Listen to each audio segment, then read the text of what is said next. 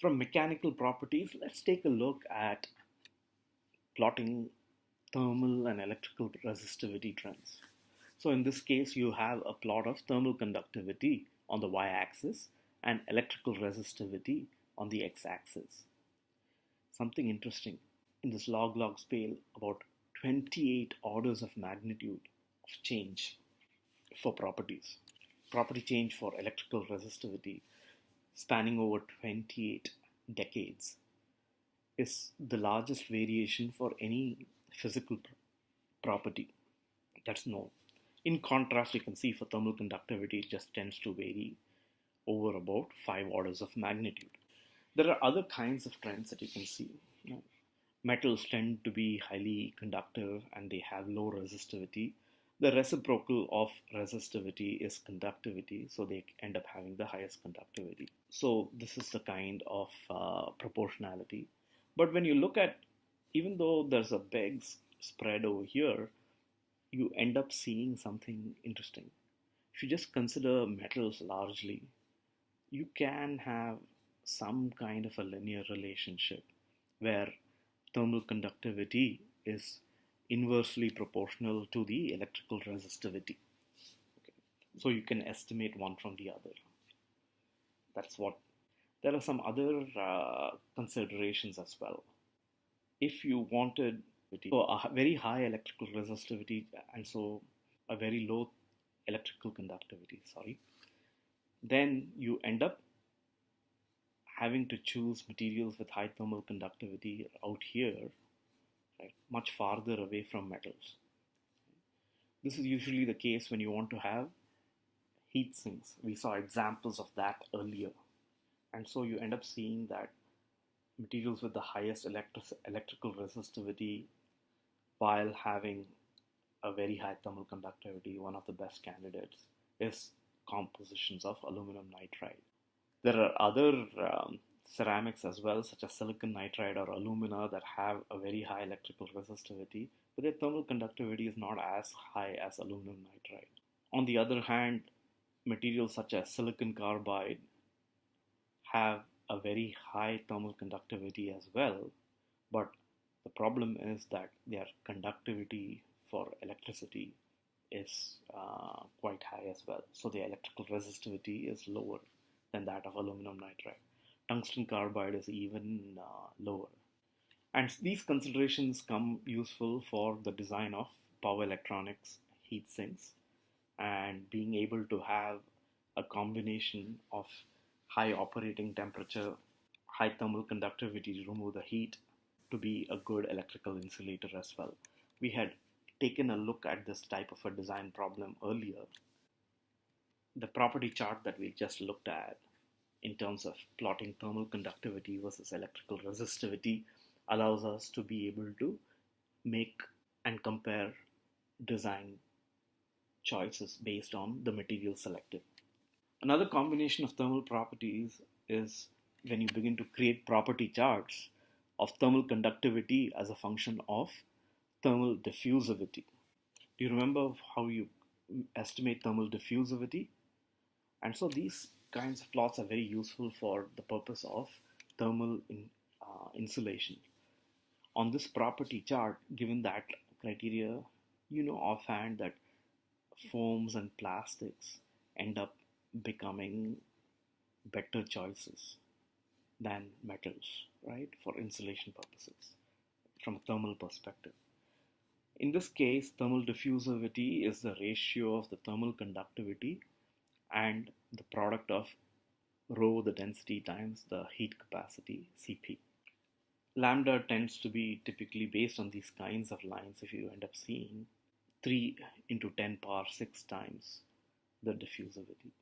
So if you take the ratio of lambda to alpha, that ends up becoming a constant that you can consider. Okay. So another consideration is the plot of thermal expansion versus thermal conductivity, as shown over here. Polymers and foams undergo very high thermal expansion, even though they have excellent thermal insulation properties. and so they end up getting discounted for situations where thermal stresses get set up. Okay, because you don't want to have a whole lot of distortion occurring. Right? Materials, the large value of this design index show small thermal distortion. So if you look at this plot over here, as you go down this plot, you see as the slope ends up getting to be higher for this lambda by alpha component. Okay. An interesting thing to look for is materials of low thermal expansion. Turns out these are one of the lowest thermal expansion properties is by a material called invar, which is a metal. It's comprising of iron and nickel, roughly in a 2:1 ratio. So it has a combination of some decent thermal conductivity compared to foams, but also very low coefficient of thermal expansion. Take a look at what the invar does and where it can be used as a result. When you look at thermal expansion versus Young's modulus, something interesting begins to emerge. The reason this property chart becomes important is when you have a mismatch of thermal expansion set up in different regions of a component, they set up thermal stresses. Those thermal stresses can sometimes be very high and be comparable with the modulus of the part. When that happens, you end up having cracks forming during materials processing. This is particularly true in the case of additive manufacturing, and especially with laser powder bed fusion systems, for instance, where layer by layer you have a part getting melted and solidified, and so over a high region you end up having of layers, you end up having different extents of thermal loading changes, and the measurement of these thermal stresses is important, the control is important in a lot of additive manufacturing operations. Right? So the product of alpha times E is what is important. And you can see, for instance, that this thermal strain ends up being low for ceramics, and the modulus also ends up being high, and so these kinds of combinations become really useful to consider. Metals, on the other hand, have a high CTE compared to ceramics. Polymers not only have low modulus but also have high CTEs, and so if you're going to do 3D printing with polymers, that's another issue in terms of thermal strains. Thermal strains are quite important even in injection molding of polymers, for instance. Rapid cooling in that case end up setting up thermal stresses that lead to premature failure and part distortion. How high can you use a given material? Maximum service temperature is important. After that, the material degrades, undergoes creep, can oxidize, can chemically degrade. These are all some things that are important to address, right, when you look at different materials. It turns out that a lot of ceramics have the highest service temperatures. Tungsten alloys, so refractory metals, also end up having high service temperatures, as do a number of materials such as nickel-based alloys, for instance. They also have high temperature strength to go with that. Right? Certain stainless steels also work out okay, but bulk of them will have much lower.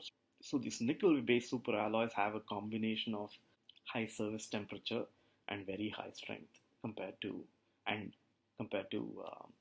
ceramics, definitely compared to foams and elastomers. If you look at polymers, for instance, mostly you're bottoming out at around 150 degrees C.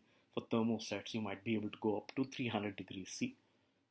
For instance, silicone elastomers, which are even used as molds, 3D printed molds, for a lot of designer foods, including chocolates. But let's take a closer look at from that plot the presence of those nickel-based alloys at a combination of high service temperature and high operating strength. So these kinds of materials which are go in a common family class known as Inconel. You have Inconel 625 that's used for chemical process industries. You have Inconel 718 that's used in a lot of aerospace components, especially in the hot sections of engines. Right? It's part of turbines, part of combustion systems, small compressor parts. The ability to be able to additively manufacture engines with a lot of these high demanding conditions in terms of chemical resistance, temperature resistance, and fatigue properties for moving parts has really been enabled by the ability to learn how to 3D print Inconel 718, Inconel 625, and so on.